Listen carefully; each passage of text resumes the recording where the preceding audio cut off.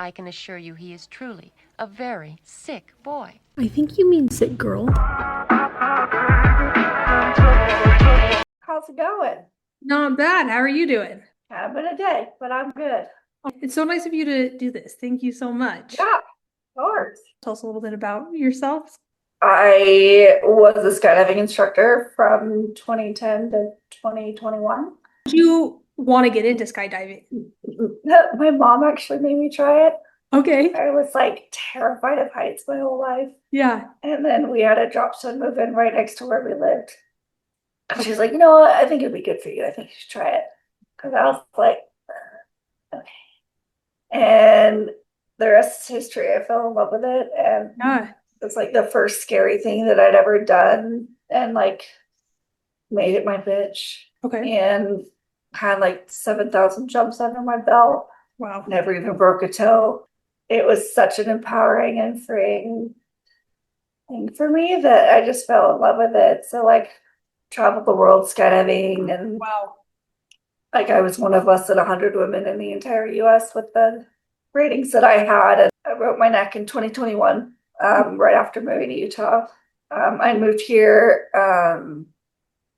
the summer of 2020 Okay. and absolutely fell in love with it. Came back to California that winter. And then in May, I moved back here and I got hurt in July. Mind if I ask, was it a skydiving accident?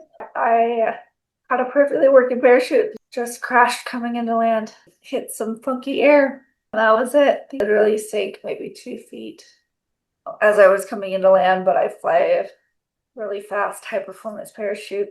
Yeah. So I was coming in pretty hot, probably like 50 miles an hour or so.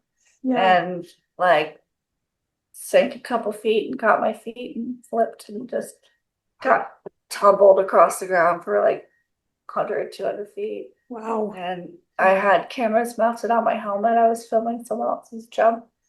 Oh. And the cameras caught the ground and caught me. Oh. So I think I would have been banged up, but probably okay if I hadn't had cameras on my helmet. So like all 4 screws of the camera mount that were drilled into my helmet were like sheared in half. They were just ripped off. Oh, wow. My helmet got cracked down the back. I should have had a traumatic brain injury and I don't. And I still don't really understand how I don't. Yeah. Everyone thought I wasn't even going to survive the helicopter ride to the hospital, Yeah. much less have a working brain. There's about 1,000 reasons why I shouldn't be here anymore, and I am. So I have a lot to be grateful for. Yeah. There was a guy there at the drop zone that day that was an EMT and had been around his dad, who's a firefighter, all growing up. And Yeah. I actually just got a job at the emergency room at the hospital that week. Okay. It was his last week working at the drop zone editing videos. Yeah. And he actually saw me crash and ran out with the emergency bag and like knew how to get an airway. And because I wasn't breathing, like my face was pretty crushed. Like I broke my face really bad. And he saved my life. And we're still super good friends. He's coming to my wedding in a couple of months. So I was in the hospital for 3 months and my parents moved up from Florida. The day after my accident, they flew in and they've both been back to Florida like once, maybe twice in 4 years. Wow. So got a pretty great support system. Yeah, but like life goes on and yeah, some days it sucks more than others, but like Yeah. got a job I love, I've got a man I love, we just moved into a new house. Like my parents live here. What is your new job? I actually work at the University of Utah with the adaptive sports group that I ski and sail with called cool. Trails. Very cool. So event coordinating and just kind of picking up a bunch of the grunt work for the people that have too much on their plate. So Do you still skydive sometimes? done 3. How was that going back? The first one was freaking magical. Okay. Especially because like I was in California. I used to work there for like 4 years. So I had a ton of my friends who were on the jump with me. It was just like, it was super magical. And I was a little bit nervous that I'd have like flashbacks or anything because I don't remember my accident at all. And I kind of wondered if I would get some memories back just by being back in the sky, but thank God I didn't. So Yeah. it was just like such a cool experience. Do a lot of work to keep it up. Like I have a standing frame that I'm in every other day. And Nice. then there's like a vibration plate that I put under it that like vibrates through my bones. That helps a lot. Because Yeah. I'm just like, I think my goal is to stay as healthy as I possibly can. just sometimes the work of staying healthy is exhausting. The So much amount of time is, energy I put into pooping it is obnoxious. it's insane and nobody really sees it, so they don't know. But it's like a full-time job just to appear okay. Girl, tell me about it. Did you feel like you had to take time to kind of like grieve after your accident?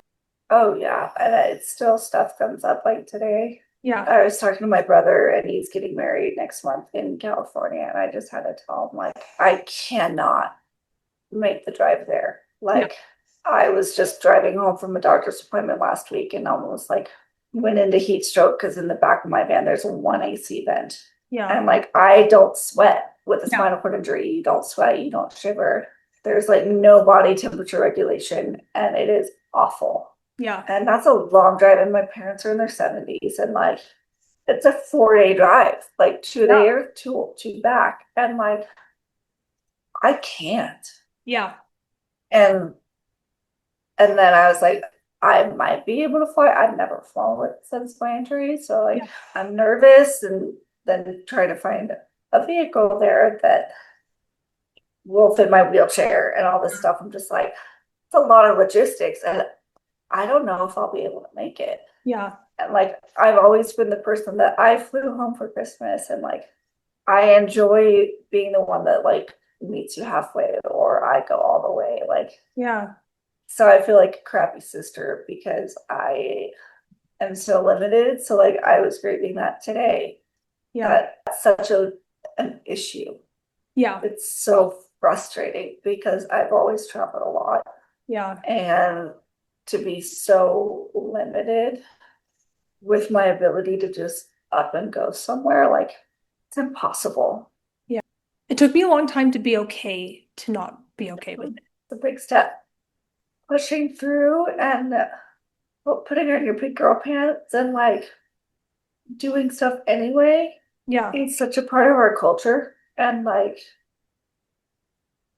some days or some nights I just can't sleep. Yeah. And it's not like I can toss and turn. I need physical help. Yeah. So like I'll wake my mom up 4 times in one night. And I feel terrible, but I'm like, I can't just lay here Yeah. miserable. Anyway, how I got into comedy. Yeah. For my 30th birthday, I had I have a friend who hired a comedian. Nobody knew he was coming, but he ended up staying at my party and getting to know my sister. Oh, fun. And my sister's like, you need to get Becca into this. Yeah. So he actually came back later that week, and he's like talking about how I should do an open mic. And I'm like, absolutely not. There's no way. Yeah. And he's like, Becca, are you ready to be scared of something other than dying again? And I was like, yes. So he helped me write my first 3 minutes. Now I open for him pretty often. I enjoyed it. My thing is that I don't want it to feel like a job or pressured. Yeah. So I don't do it that often. And Yeah. I don't practice until like the day of. I Yeah. just don't. I am a chronic procrastinator, and I'm just like, I'll think about it eventually. And then I'm like, Yeah. oh no, that's today. Yeah. And so I'll be like on my way to the comedy club and like freaking out, like, what am I doing? I'm not even funny. I don't even like comedy. Why do I keep saying yes to these shows? Like, it's such a stupid idea. Like every single time. And then I do the show, I get down, I'm like, that was so fun. I should Yeah. do this more often. I don't prep my set either. I'm Really? like, no, I'm like in the car, like, oh crap, I probably should have thought about this earlier. Yeah. Yeah, I find crowds out of Utah are more willing to go with me on darker jokes.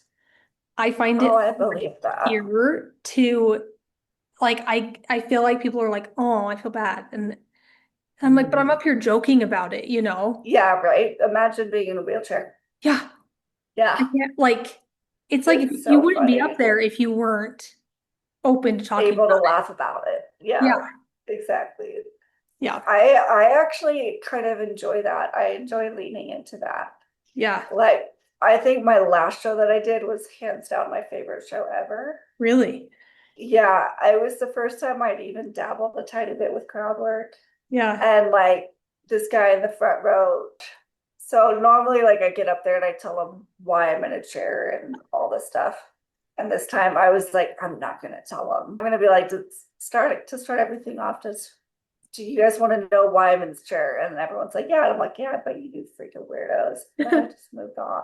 It was such a good time. I Yeah. was like, okay, I want to do that again. Exactly. Oh gosh. No, you were so funny that night. I remember watching you and being like, crap, I have to go against her and I will not win. I I will felt not the win same this. about you. Oh, but yeah, it was so good. What's something that like frustrates you that people say? It annoys me when people call me an inspiration Okay. without knowing me. Yeah. Like, I've had literally been in Costco and was just driving in Costco, and this lady was like, just walked up to me. She's like, you're so amazing. Just inspire me. And I'm like, because I'm in Costco? Like, Yeah, like what? Like why? You why? don't know me. Yeah. Like, I can appreciate you being inspired by things I do or things I Yeah. say or things I've accomplished, but not just because I exist. I also really hate it when kids stare Yes. and clearly have questions. And instead of the parents engaging in conversation and allowing kids to be curious and have questions Yeah. that are easily answered, they are embarrassed and they shoo their children away Yeah. instead of coming up to me and be like, hey, can we ask you some questions? Yeah. Instead of normalizing a disability, Yeah. because there are so many disabilities in this world. Yeah. And so many of them you can't see. Just mine is incredibly obvious. You feel like you've learned anything about yourself since your accident? I think one of the biggest things that I actually tell people a lot is that you just don't know what you're capable of till you have to. For sure. Till there's no other choice and you just have to face it. Even grieving preconceived plans that you didn't even know you had. Because you definitely have to grieve like the life you thought you would have, and then you know you can't, but it's not like you stop wanting it. It's Right. just that now, Or things that I didn't even know I wanted. yeah, You know, and then realizing that, oh, this is gonna be, if I end up with like being engaged now, we've talked about having kids and yeah. what that reality looks like, and it's daunting. Is there anything you want people to know? Asking for help needs to be more normalized. Yeah. Like, as a culture, we're taught you should help those in need, you should help with this, you should help with whatever, but it's not, but it's almost shameful to ask for help. But if you're willing to help someone else with something, you should be willing to ask for help too. I felt for a long time like if I asked for help, I wasn't trying hard enough. It was something like a reflection on me that I Yeah. was able, and but I think that's like such a good point of like it's not your fault you need the help, but you should be, but I think you're right. There is like a shame around telling people you need their support or their help. Like you're just supposed to do it all on your own and figure it Yeah, out. and being forced into a situation where I literally can't lift my hands. Yeah, like I can do zero for myself. Yeah. And being forced into a situation where I went from very independent, very capable to this overnight. It has been, it was the steepest learning curve. Well, thank you so much for doing this. Yeah, this is awesome.